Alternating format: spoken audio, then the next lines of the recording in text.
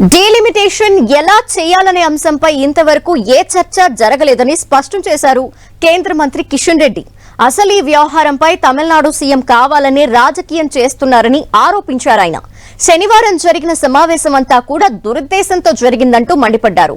స్టాలిన్ తన లాభం కోసం సమావేశం పెడితే బీఆర్ఎస్ కాంగ్రెస్ దోస్తీ కూడా బయటపడిందంటూ ఆరోపించారు కిషన్ రెడ్డి. ఈ కామెంట్లతో చెన్నై మీటింగ్ తాలూకు ప్రకంపనలు ఇంకా కొనసాగుతున్నట్లయింది.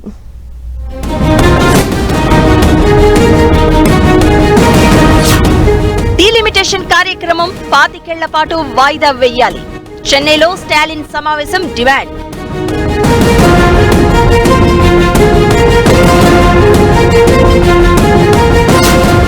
డీలిమిటేషన్ పై అసలు విధి విధానాలే ఖరారు కాలేదు.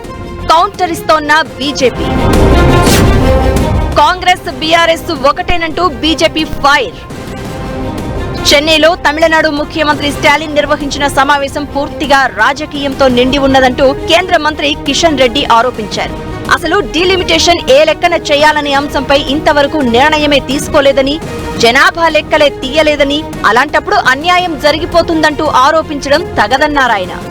అసలు నియోజకవర్గాలకు సంబంధించి పునర్విభజనకు అనుసరించాల్సినటువంటి విధి విధానాలు ఎక్కడ కానీ, అది పార్లమెంట్లో కానీ క్యాబినెట్లో కానీ ఎక్కడ చర్చనే జరగలేదు. ఇప్పటికే దానిపైన ఏ రకమైన నిర్ణయం ఇంతవరకు కేంద్ర ప్రభుత్వము తీసుకొని లేదు. జనాభా సేకరణ ఇంకా ప్రారంభమే కాలేదు.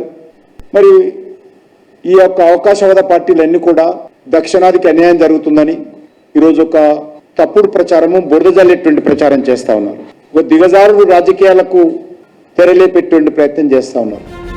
మరోవైపు తమిళనాడులో నిర్వహించిన ఈ సమావేశం ద్వారా దక్షిణాది రాష్ట్రాల్లో కేంద్రం తలపెట్టిన నియోజకవర్గాల పునర్విభజన కార్యక్రమానికి వ్యతిరేకత ఉందనేది స్పష్టమైంది.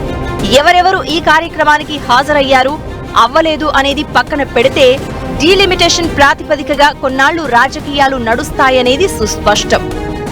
ఇప్పుడు జరుగుతున్న ఉద్యమం మీరు సీట్లు అనుకోకండి. ఇది డీలిమిటేషన్ అంటే మేము 10 సీట్లు ఎక్కువ కావాలని అడుగుతాం లేదు. మా స్టేట్ నేను అడుగుతున్నాను, యూనిటీ అడుగుతున్నాం. యూనిటీ ఏంటి? ఒక రెస్పెక్ట్ ఫర్ ఈచ్ అదర్.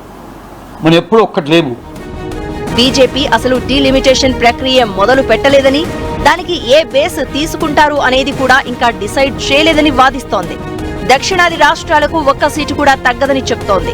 అయితే కుటుంబ నియంత్రణ పాటించినందుకు సౌత్ స్టేట్స్ కు సీట్లు తగ్గిపోయేలా డీలిమిటేషన్ లెక్కలు తీయబోతున్నారని, అందుకే సరైన పునర్విభజన జరగాలని చెన్నై మీటింగ్ తేల్చింది. ఇదే కోణంలో బీఆర్ఎస్ కూడా కేంద్రంపై మండిపడుతోంది.